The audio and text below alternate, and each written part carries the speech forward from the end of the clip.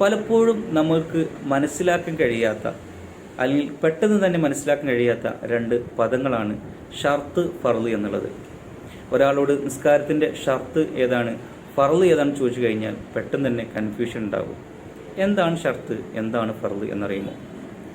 ഷർത്ത് എന്ന് പറഞ്ഞു കഴിഞ്ഞാൽ, നിസ്കാരത്തിൻ്റെ ഷർത്ത് എന്ന് പറഞ്ഞു കഴിഞ്ഞാൽ നിസ്കാരത്തിൽ പെട്ടതല്ലാത്തതും എന്നാൽ നിസ്കാരം അതുകൂടാതെ ശരിയാകാത്തതുമായ കാര്യങ്ങൾ.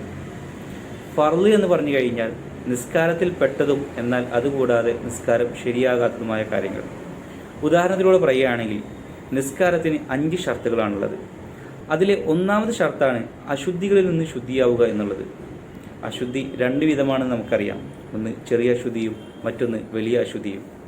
ചെറിയ അശുദ്ധിയിൽ നിന്ന് ശുദ്ധിയാവാൻ വുളൂ ചെയ്യണം, വലിയ അശുദ്ധിയിൽ നിന്ന് ശുദ്ധിയാവാൻ കുളിക്കണം.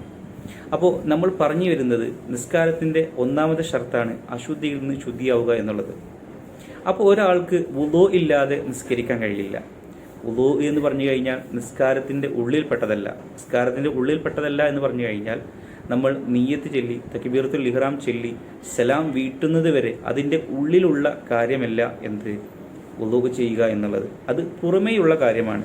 എന്നാൽ അതുകൂടാതെ നിസ്കാരം ശരിയാവുകയുമില്ല. എന്നാൽ ഫർള് എന്ന് പറഞ്ഞു കഴിഞ്ഞാൽ അങ്ങനെയല്ല. ഫർള് എന്ന് പറഞ്ഞു കഴിഞ്ഞാൽ ഈ നിസ്കാരത്തിൽ പെട്ടതും എന്നാൽ അതുകൂടാതെ നിസ്കാരം ശരിയാകാത്തതുമായ കാര്യങ്ങളാണ്.